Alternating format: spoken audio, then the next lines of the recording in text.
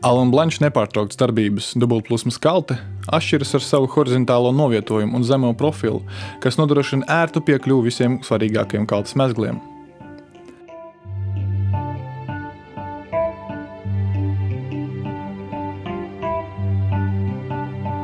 Graudi kaltē nokļūst caur ūdens necaurlaidīgu iekraušanas bunkuru, kurš aprīkots ar līmeņa sensoriem, kas ļauj kaltei pašai kontrolēt to, kad graudi tiek iekrauti un kad padevi apturēt. No šī bunkura grauda regulējumā biezuma slānī tiek izbērti uz unikāla žalūzija tipa kaltēšanas galda. Kaltēšanas procesa laikā caur šo galdu tiek pūsts liels daudzums karstā gaisa. Šī galda unikālā konstrukcija nodrošina vienmērīgu gaisa plūsmu cauri visam graudu slānim, pilnībā izslēdzot jebkādu nosprostošanās iespēju.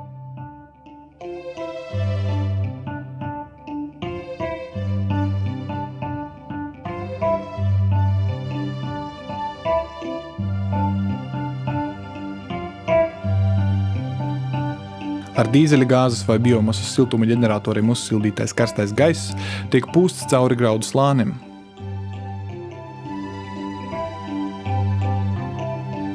Mitrais gaiss tiek izpūsts pa sānos un kaltes galā esošajām lūkām.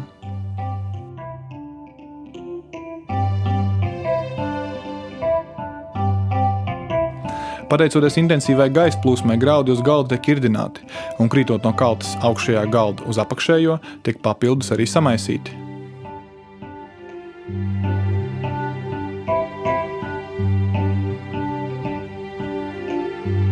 Kaltējot dažādas kultūras, kaltējuma produktu var mainīt bez kaltes apturēšanas un tīrīšanas. Apakšējā kaltēšanas galda beigu posmā caur galdiem tiek pūsts augstais gaiss, ar kura palīdzību graudi pirms izkraušanas no kaltes tiek atdzesēti. Savukārt šī procesa laikā uzsilušais gaiss tiek izmantots otrais, tādējādi ekonomējot degvielu.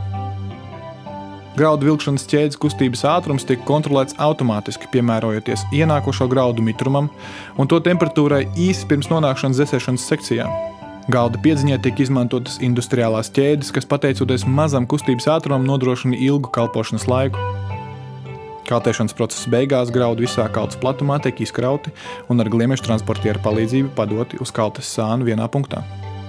Gaisa masa, kas tiek pūsta caur graudiem, tiem krītot no augšējā galda uz apakšējo, līdzi paņem kaltēšanas procesā atdalītās sēneles, pelavas un putekļus, kuri tiek izpūsti caur kaltes galu. Šo attīrīšanas funkciju pēc vajadzības var vienkārši atslēgt.